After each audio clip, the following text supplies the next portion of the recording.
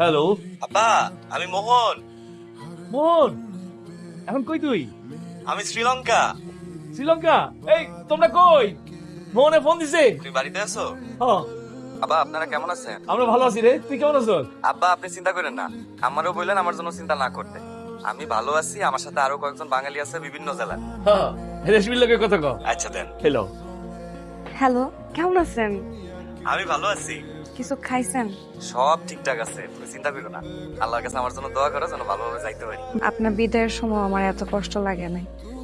এখন যতটা কষ্ট লাগতেছে আপনার লেগা। আপনি গেছেন মাত্র 2 দিন হয়েছে, আর আমার কাছে মনে হইতেছে অনেক দিন হয়ে গেছে। আপনার স্যার এতদিন আমি কেমনে থাকবো এটাই তো বুঝতেছি না। আর মাত্র কয়েকদিন, তারপর তো প্রতিদিনই তুমি আমরা দেখতে পাবো। শোনো, 2 মিনিটের জন্য ফোনটা চাই নিছে তোমাদের সাথে কথা করার জন্য।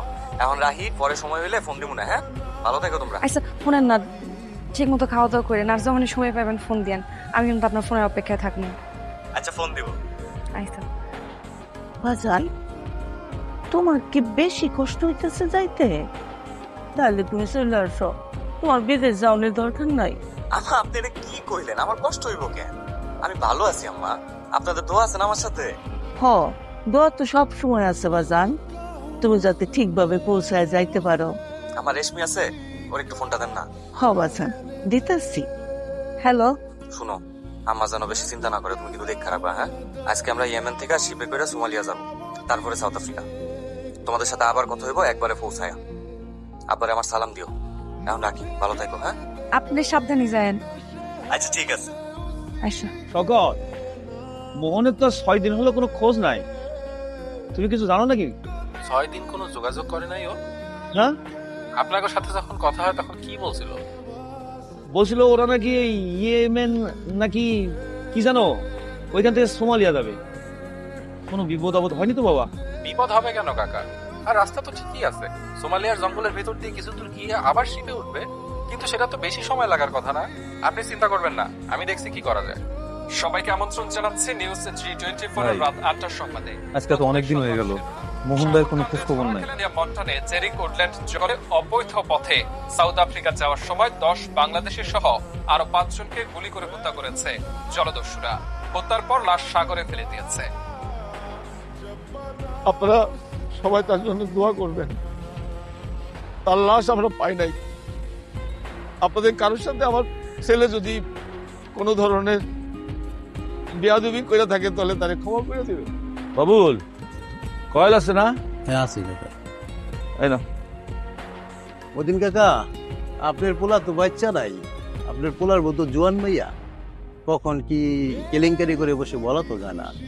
তা আপনি নিজে খাওয়াইবেন কে? পাঠাই দেন বাপের বাড়ি। জামাই বসছে, কয়েক মাস হয়েছে, বাপের বাড়ি দেবার খবর নাই। বুঝছ নাই, ঘরে ইয়ে একটা দেবর আছে, এটাও বলতে হয়তো করে। যেতে জানি রিঙ্কু ভাই তো আগে তো বাজারে আইতো, আড্ডা দিত। ওই ঘটনার পর থেকে ভাই তো বাসার থেকে বাইর না।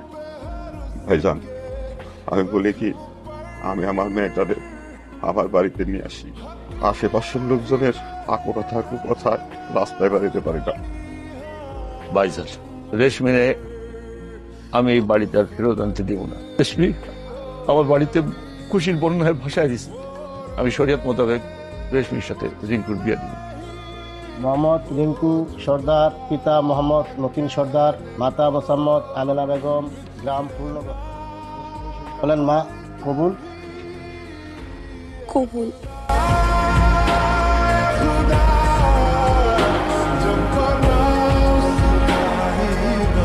রেশমি, তাড়াতাড়ি খাবারটা দাও, দেরি হয়ে গেল তো।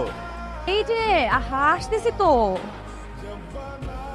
এই যে সব কিছুতেই তাড়াহুড়া। আজকে তো তাড়াতাড়ি এসো। আচ্ছা, 8টার সময় তোমার জন্য কিছু আনবো? আমার লেগা কি আনবা?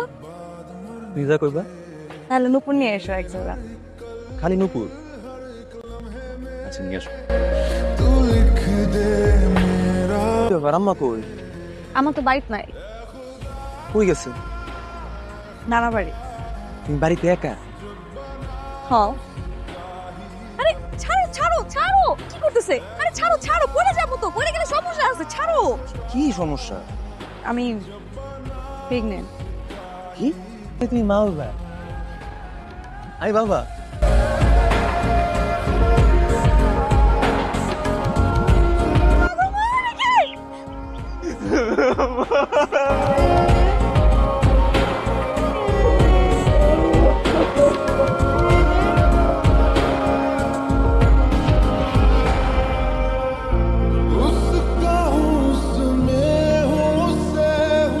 আমাদের একটা সুন্দর ভবিষ্যতের জন্য 7 সমুদ্র পার হয়ে গিয়েছিলাম জীবিকার তাগিদে। প্রায় নিশ্চিত মৃত্যুমুখ থেকে জলদস্যুতে চোখ ফাঁকে দিয়ে 13 মাস পরে এসে দেখি আমার কোনো কিছুই আর আমার নাই। আরে জীবন,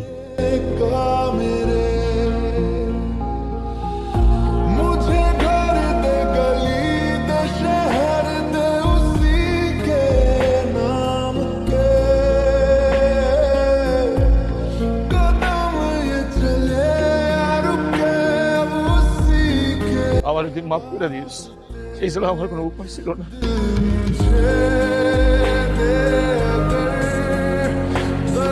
মোহন না বাবা রে, মরে গেছি রে, তো ভালো ছিল।